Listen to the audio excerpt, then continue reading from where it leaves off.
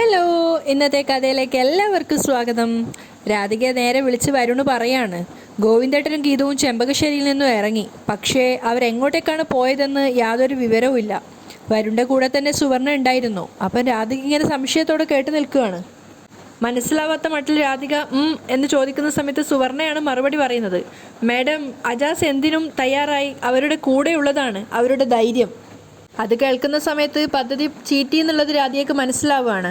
അപ്പോൾ സുവർണ പറയുന്നുണ്ട്, അവൻ ഏത് രീതി ഉപയോഗിച്ചും അവർക്കൊരു കുഴപ്പവും ഉണ്ടാവാതെ നോക്കും. അജാസിനെ ഒഴിവാക്കിയേ പറ്റൂ.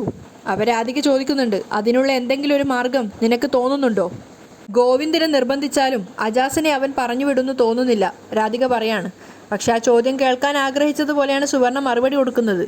അതിൻ്റെ ഇൻട്രൊഡക്ഷൻ എന്ന പോലെയാണ് വരുണ് പറയുന്നത്. അമ്മേ, സുവർണ ഒരു ഉഗ്രൻ പ്ലാൻ തയ്യാറാക്കിയിട്ടുണ്ട്. ഇതിലെന്തായാലും അജാസും ഗീതവും വീഴും, ഗോവിന്ദേട്ടനും വിശ്വസിക്കും. അപ്പം അതെന്താണെന്ന് അറിയാൻ വേണ്ടിയിട്ട് രാധികയ്ക്കും ക്യൂരിയോസിറ്റി തോന്നുന്നുണ്ട്. അപ്പോൾ സുവർണ പറയാണ്, അത്രയ്ക്കും വിജിലൻ്റായ അജാസ് കൂടെയുള്ളപ്പോൾ നമ്മുടെ ഒരു പ്ലാനും നടക്കില്ല മാഡം. അതും കൂടി കേട്ട സമയത്ത് രാധിക ചോദിക്കുന്നുണ്ട്, നിൻ്റെ ഐഡിയ എന്താണെന്ന് പറ. അപ്പോൾ സുവർണ ഐഡിയ പറഞ്ഞു കൊടുക്കുകയാണ്. എന്ത് കാര്യത്തിനും ഗീതുവിനെയും അജാസിനെയും ഒന്നിച്ചു കാണാം. രണ്ടുപേർക്കും ഇപ്പോൾ സർവ്വ സ്വാതന്ത്ര്യമാണ്. അവർ തമ്മിൽ അരുതാത്തൊരു റിലേഷൻഷിപ്പ് ഉണ്ടെന്ന് കഥയുണ്ടാക്കിയാൽ. പക്ഷേ സുവർണയെ മുഴുമിപ്പിക്കാൻ രാധിക സമ്മതിക്കുന്നില്ല. നിർത്തടി. അത് കേട്ടപ്പോൾ സുവർണയും വരുണും ഒരുപോലെ ഞെട്ടുകയാണ്. അപ്പോൾ രാധിക ചോദിക്കുന്നുണ്ട്, നിനക്ക് ഈ അവിഹിത കഥ ഉണ്ടാക്കാൻ മാത്രമേ അറിയുമോ? ഷൗട്ട് കേട്ടപ്പോൾ ദേഷ്യം വന്നെങ്കിലും വീണ്ടും സുവർണ പറയുന്നുണ്ട്, മാഡം, ഗോവിന്ദ് സാറും ഗീതവും തമ്മിലുള്ള പ്രായ വ്യത്യാസം വെച്ച് അജാസിനെ പോലെ ഒരു ചെറുപ്പക്കാരനായ. അപ്പം വീണ്ടും രാധിക ഇടക്ക് കയറുകയാണ്. പ്രായ വ്യത്യാസം നിനക്ക് തോന്നുന്നുണ്ടോ? ഗീതുവും കണ്ണനും നല്ല ജോഡികളാണെന്നാണ് കാണുന്നവർ പറയുന്നേ.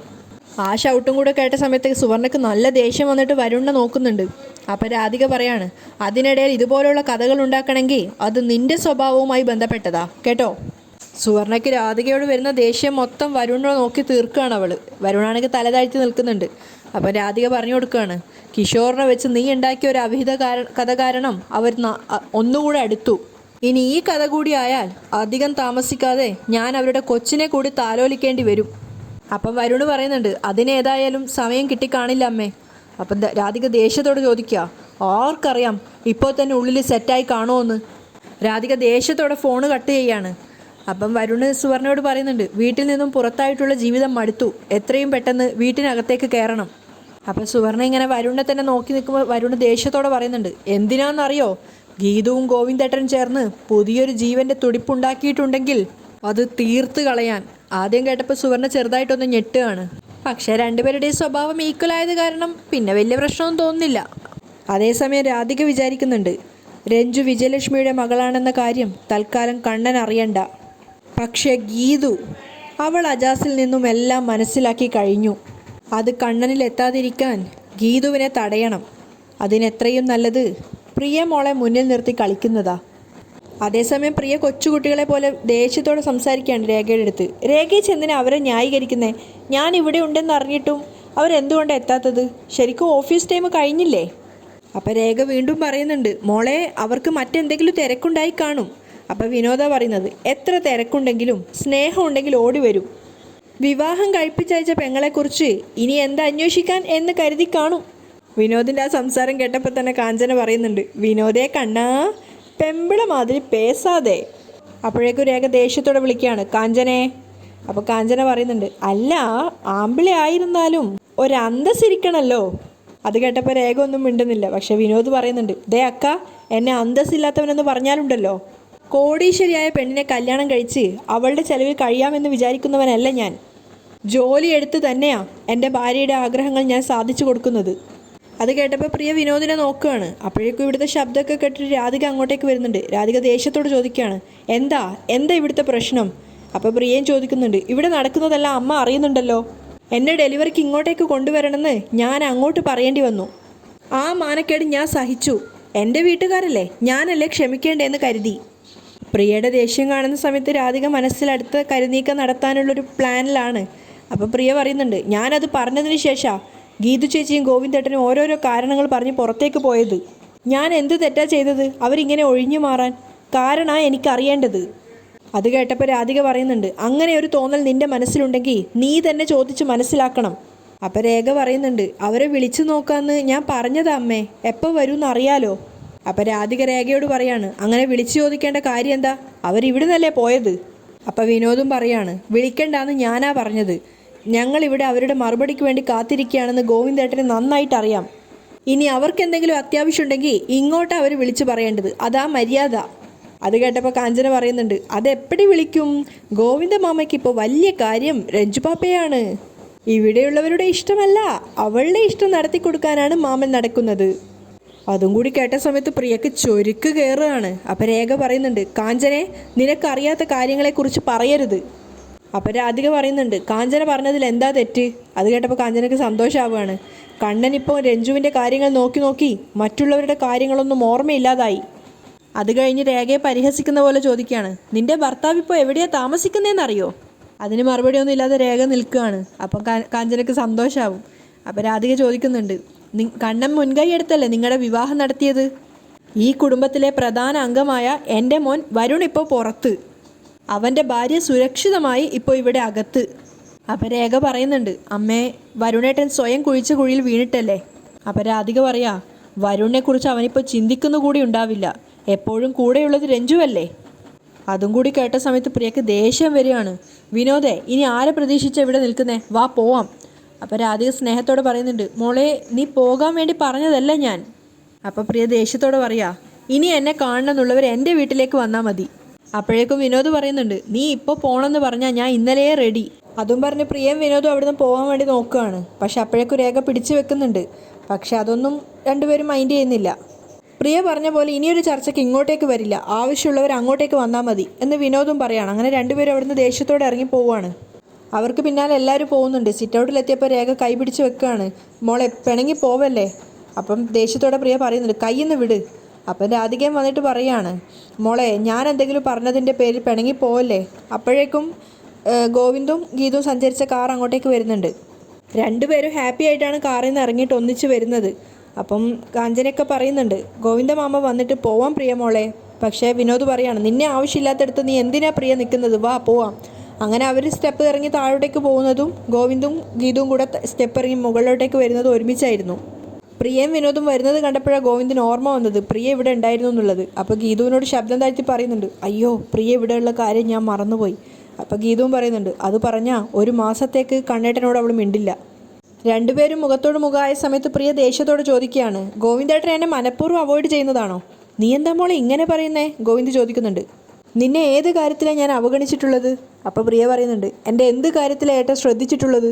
ഗോവിന്ദ് ഇങ്ങനെ ഞെട്ടി നിൽക്കുകയാണ്. അതുപോലെ തന്നെ ഗീതും. അപ്പം പ്രിയ പറയുന്നുണ്ട്, എന്നെ ഡെലിവറിക്ക് കൊണ്ടുവരേണ്ട കാര്യത്തെക്കുറിച്ച് എന്തെങ്കിലും ഒരു സൂചനയെങ്കിലും ഗോവിന്ദേട്ടൻ്റെ ഭാഗത്തു നിന്നുണ്ടായോ.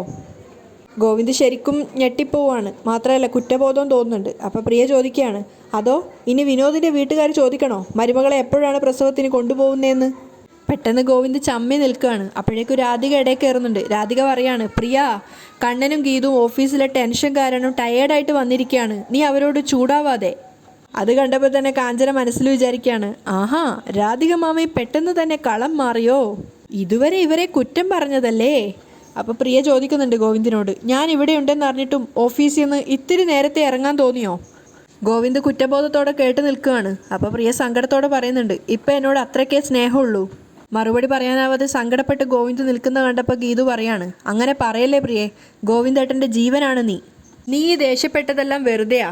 അത് പറഞ്ഞ് ഹാൻഡ് ബാഗ് തുറക്കുകയാണ്. അപ്പോൾ എല്ലാവരും ക്യൂരിയോസിറ്റിയോട് കൂടി നോക്കുന്നുണ്ട് ഗീതുവിനെ തന്നെ. അപ്പോൾ ഗീതു ബാഗിൽ നിന്ന് ഒരു കടലാസ് എടുത്തിട്ട് പറയാ, നിന്നെ ഇങ്ങോട്ടേക്ക് കൂട്ടിക്കൊണ്ടുവരാനുള്ള സമയം നോക്കാൻ വേണ്ടി ജോത്സ്യരുടെ അടുത്തേക്ക് പോയതാ.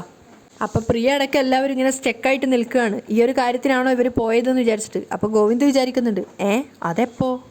ഗീതു പേപ്പർ തുറന്ന സമയത്ത് ഗോവിന്ദും കൂടെ എഴുതി വലിഞ്ഞ് നോക്കുന്നുണ്ട്. പക്ഷേ ഗോവിന്ദിന് കാണിച്ചു കൊടുക്കാതെ ഗീതു പറയാണ്, അടുത്ത വ്യാഴാഴ്ചയാണ് ഏറ്റവും പറ്റിയ സമയം. അതേന്നുള്ള അർത്ഥത്തിൽ ഗോവിന്ദും പുഞ്ചിരിക്കുകയാണ്. അപ്പോൾ പ്രിയക്ക് ഭയങ്കര കുറ്റബോധം തോന്നും. ഇങ്ങനെയൊക്കെ ചെയ്ത് ഇവരോടാണോ ഞാൻ തട്ടിക്കേറിയതെന്ന് ഓർത്തിട്ട്. സോറി ഏട്ടാ. അപ്പം ഗോവിന്ദും പറയും, ഇതിലൊക്കെ എന്തിരിക്കുന്നു, എൻ്റെ തിരക്കുകൾ കാരണം നിന്നെ വേണ്ടത്ര ശ്രദ്ധിക്കാൻ എനിക്കും പറ്റിയില്ല. അതിന് ഞാനാ നിന്നോട് ക്ഷമ പറയേണ്ടത്. ജോത്സ്യർ പറഞ്ഞതുപോലെ അടുത്ത വ്യാഴാഴ്ച നിന്നെ കൂട്ടിക്കൊണ്ടുവരാൻ ഞങ്ങൾ അങ്ങോട്ടേക്ക് വരാം. ഗീതുവിനെ നോക്കിക്കൊണ്ടാണ് ഗോവിന്ദ് സംസാരിക്കുന്നത്. ഗോവിന്ദ് പെങ്ങളെ തലോടുകയാണ്.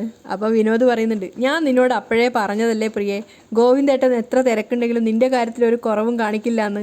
നീ ഇനിയും നിൻ്റെ ഏട്ടനെ മനസ്സിലാക്കാനുണ്ട്. അത് കേട്ടപ്പോൾ പ്രിയ ദേഷ്യത്തോടെ വിനോദിനെ നോക്കുകയാണ്. അപ്പം രാധികയും പറയുന്നുണ്ട്, ഇപ്പം തന്നെ ഇവർ വരാൻ താമസിച്ചതിന് നീ എന്തൊക്കെ പറഞ്ഞു, പക്ഷെ നിന്റെ കാര്യത്തിനാണെന്ന് അറിഞ്ഞപ്പോൾ സമാധാനമായില്ലേ? പക്ഷേ ഗോവിന്ദനും ഗീതുവിനും കുറ്റബോധം തോന്നുന്നുണ്ടായിരുന്നു. വിനോദ് പറയുന്നുണ്ട്, കാര്യങ്ങൾ അങ്ങോട്ടും ഇങ്ങോട്ടും മനസ്സിലായ സ്ഥിതിക്ക് ഇനി നമുക്ക് ഇറങ്ങാം. പക്ഷേ ഗോവിന്ദ് പറയാണ്, ഏയ് വേണ്ട, എന്തായാലും ഇത്രയും താമസിച്ചില്ലേ, ഇനി ഇന്നിവിടെ താമസിക്കാം. അപ്പം വേണ്ട, എന്തായാലും ഇനി കൂട്ടിക്കൊണ്ട് വന്നിട്ട് പോരെന്നൊക്കെ രേഖ ചോദിക്കുന്നുണ്ട്. ഏയ് അതൊന്നും കുഴപ്പമില്ല, ഇത് ഇവളുടെ വീടാണ്, ഇവൾക്ക് എപ്പോൾ വേണേലും ഇവിടെ താമസിക്കാമെന്ന് പറഞ്ഞ് പ്രിയയും കൂട്ടിയിട്ട് ഗോവിന്ദ് അകത്തേക്ക് വരികയാണ്. അപ്പോൾ പ്രിയ ചോദിക്കുന്നുണ്ട്, വിനോദിന് അത് ബുദ്ധിമുട്ടാവില്ല എന്നൊക്കെ ചോദിക്കുന്ന സമയത്ത് ഗോവിന്ദ് പറയുന്നുണ്ട്, ഏയ് വിനോദിന് ഒരു ബുദ്ധിമുട്ടുമില്ല. അങ്ങനെ അവളെയും കൂട്ടിയിട്ട് അകത്തേക്ക് കയറുകയാണ്. അവർ കൂടി അകത്തേക്ക് പോയപ്പോൾ കാഞ്ചന സങ്കടത്തോടെ പറയുന്നുണ്ട്, ഓ ഇനിയിപ്പോൾ രാത്രി 2 പേർക്കും കൂടി അധികം സ്പെഷ്യൽ ഫുഡ് ഉണ്ടാക്കണമല്ലോ. അപ്പോൾ രാധികക്ക് ദേഷ്യം വന്നിട്ട് രാധിക പറയാണ്, നിൻ്റെ കുടുംബത്തിൽ നിന്നാണോ ഇവിടെ ഭക്ഷണം ഉണ്ടാക്കാനുള്ള സാധനം വാങ്ങിക്കുന്നത്? എങ്കിൽ പിന്നെ മര്യാദയ്ക്ക് പോയി ഭക്ഷണം ഉണ്ടാക്ക്. പേടിയോടുകൂടി കാഞ്ചന പോവാണ്. പിന്നാലെ തന്നെ രാധികയും പോകുന്നുണ്ട്. അപ്പോൾ രേഖ ചോദിക്കുന്നുണ്ട്, അല്ല ഗീതു, നിങ്ങൾ ഏത് ജോത്സ്യനെ കാണാനാണ് പോയത്? അത് പിന്നെ ഞങ്ങൾ ഏതോ ഒരു ജോത്സ്യൻ്റെ പേര് ഗീതു തട്ടിവിടുകയാണ്. അപ്പോൾ രേഖക്ക് മനസ്സിലായി ഉടായിപ്പാണെന്ന്. ഗോവിന്ദ് മുറിയിലെത്തിയിട്ട് ഫ്രഷ് ആയതിനു ശേഷം സന്തോഷം കൊണ്ട് ഡാൻസൊക്കെ കളിച്ചിട്ടാണ് കുളിച്ചുകൊണ്ട് ഇറങ്ങി വരുന്നത്. നമ്മുടെ സിനിമയിലൊക്കെ കാണുന്നത് പോലെ മുണ്ടൊക്കെ അഴിച്ച് ഡാൻസൊക്കെ കളിച്ചിട്ടാണ് വരുന്നത്. പക്ഷേ ഗീതു മുറിയിലെത്തി വാതിൽ തുറന്ന് അകത്തേക്ക് കയറിയ ശേഷമാണ് പെട്ടെന്ന് 2 പേരും മുഖത്തോട് മുഖം കാണുന്നത്. ഗോവിന്ദ് ബാത്ത് ടവലായിട്ട് യൂസ് ചെയ്തിരുന്ന ടവലൊക്കെ അഴിച്ചിട്ടാണ് ഉണ്ടായിരുന്നത്, ഫുൾ നെക്കഡായിട്ട്. അപ്പോൾ ഗീതു കാണുന്ന സമയത്ത് 2 പേരും ഒരുപോലെ അലറുകയാണ്. എന്ന് പറഞ്ഞാൽ അലറും 2 പേരും. ഗോവിന്ദ് എങ്ങനെയാണ് ഗീതുവിൽ നിന്നും ഹൈഡാക്കേണ്ടതെന്ന് അറിയാണ്ട് കഷ്ടപ്പെടുകയാണ്. എങ്ങനെയൊക്കെയോ ആ തൂവാല വെച്ച് മറക്കുന്നുണ്ട്. ഗീതു ആണെങ്കിൽ ഗോവിന്ദിൻ്റെ അടുത്ത് എങ്ങനെ രക്ഷപ്പെടാമെന്ന് അറിയാതെ എങ്ങനെയോ പുറത്തേക്ക് പോകും. ശബ്ദം കേട്ടിട്ട് കാഞ്ചനയും രേഖയും കൂടെ അങ്ങോട്ടേക്ക് വരുന്നുണ്ട്. എന്താ കാര്യം എന്നൊക്കെ ചോദിക്കും. ഗീതു ഇങ്ങനെ വിൽക്കുകയാണ്, എങ്ങനെ പറയും എന്നുള്ള അർത്ഥത്തിൽ. അവസാനം രേഖയ്ക്ക് കാര്യം മനസ്സിലാണ്. രേഖ കാഞ്ചനയോട് ഒന്നുമില്ല എന്ന് പറഞ്ഞ് കൂട്ടിക്കൊണ്ട് പോവാണ്. അതിനുശേഷം ഗീതു ഇങ്ങനെ ചമ്മിയിട്ട് പുറത്ത് നിൽക്കുകയാണ്, ഗോവിന്ദിനെ ഇനി എങ്ങനെ ഫേസ് ചെയ്യുമെന്ന് അറിയാതെ. അവസാനം ഡ്രസ്സൊക്കെ മാറ്റി ഗോവിന്ദ് പുറത്തേക്ക് വരുമ്പോൾ 2 പേർക്കും പരസ്പരം മുഖത്തോട് മുഖം നോക്കാൻ പറ്റുന്നില്ല, ചമ്മല് കാരണം. അപ്പോൾ ഗോവിന്ദ് ദേഷ്യത്തോടെ പറയുന്നുണ്ട്, ഡോറിൽ മുട്ടിയിട്ട് വേണം അകത്തേക്ക് കയറി വരാൻ. അപ്പോൾ ഗീതു പറയുന്നുണ്ട്, ഞാൻ അറിയുന്നുണ്ടോ അകത്ത് ഇതുപോലൊരു പ്രഹസനം നടക്കുകയാണ്, ജനിച്ച പടി നിൽക്കുകയാണ് എന്നൊക്കെ പറഞ്ഞ് ഗീതുവും ദേഷ്യത്തോടെ സംസാരിക്കുകയാണ്.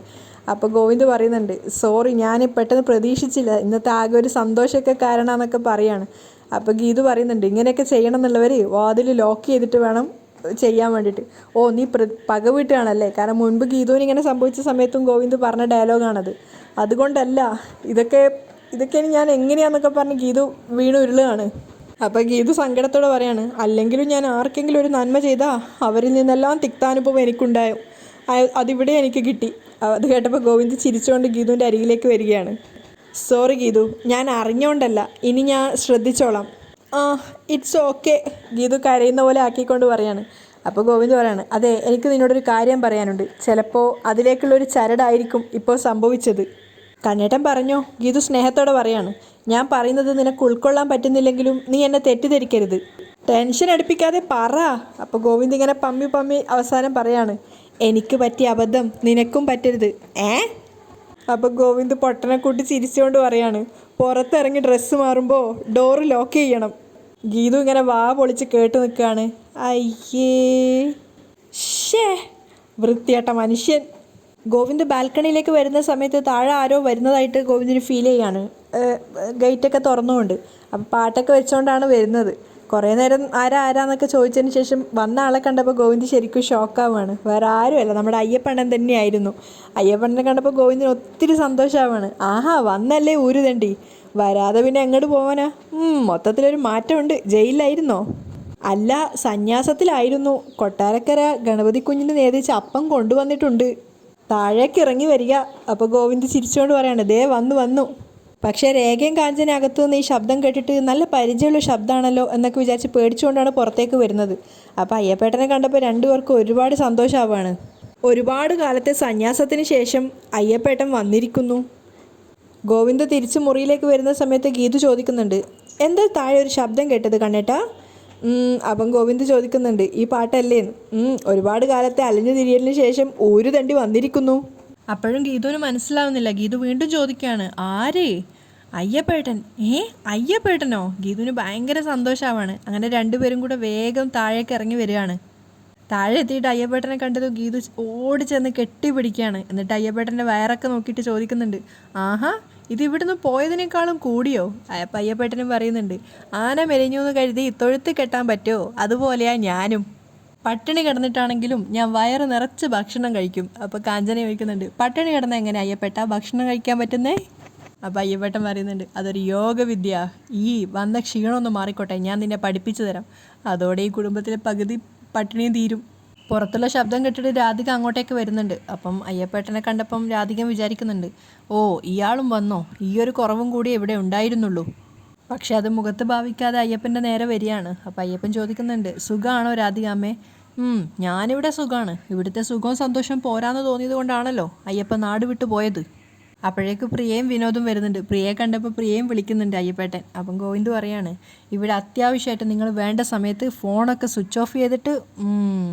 അപ്പം രാധിക പറയുന്നുണ്ട്, അത് പിന്നെ പുതിയ കാര്യമൊന്നുമല്ലല്ലോ, 2 വർഷം കൂടുമ്പോൾ 3 മാസത്തേക്ക് ഒരു തീർത്ഥാടനം പതിവല്ലേ. അപ്പോൾ കാഞ്ചന തമാശയാക്കുന്നുണ്ട്, അയ്യപ്പേട്ടൻ എങ്കയോ സിന്ന വീട് ഇറുക്കുമോയെന്ന് എനിക്കൊരു സംശയം. അതെ അതെ, സിന്ന വീട് ഇറുക്കും. അത് ഇറുക്കാതിരിക്കാൻ വേണ്ടിയിട്ടാണ് ഞാൻ ആ പരിപാടിക്കൊന്നും പോവാത്തത്. അയ്യപ്പേട്ടൻ തിരിച്ച് മറുപടി കൊടുക്കുകയാണ്. അപ്പോൾ രേഖ ചോദിക്കുന്നുണ്ട്, അയ്യപ്പേട്ടൻ എന്തെങ്കിലും കഴിച്ചോ? ഇവിടുന്ന് പോയപ്പോൾ പിന്നെ ഭക്ഷണമൊക്കെ കണക്കാണ്. അപ്പോൾ പ്രിയ പറയുന്നുണ്ട്, പിന്നെ എന്തിനാ അയ്യപ്പേട്ടൻ പോയത്? ഈ അറക്കൽ തറവാട്ടിൽ ഒരു കുഞ്ഞിക്കാല് കാണാൻ. അതിനു വേണ്ടിയിട്ടാണ് സർവ്വദൈവങ്ങളടുത്തേക്കും പോയത്. അപ്പോൾ ഗോവിന്ദ് പറയാണ്, അതിനു വേണ്ടി അയ്യപ്പേട്ടൻ വെറുതെ ഒരു തീർത്ഥാടനം നടത്തേണ്ട കാര്യമൊന്നും ഇല്ലായിരുന്നു. അല്ലാതെ തന്നെ അധികം വൈകാതെ ഇവിടെ ഒരു കുഞ്ഞിക്കാല് പിറക്കും. അത് കേട്ടപ്പോൾ അയ്യപ്പേട്ടൻ അതിശയത്തോടു കൂടി ഗീതുവിനെ നോക്കുകയാണ്. അവിടെയാണ് ഇന്നത്തെ എപ്പിസോഡ് വൈൻഡപ്പ് ചെയ്യുന്നത്. പക്ഷേ ഗോവിന്ദ് ഉദ്ദേശിക്കുന്നത് പ്രിയമോളുടെ വയറ്റിലുള്ള കുഞ്ഞിനെ കുറിച്ചാണ്.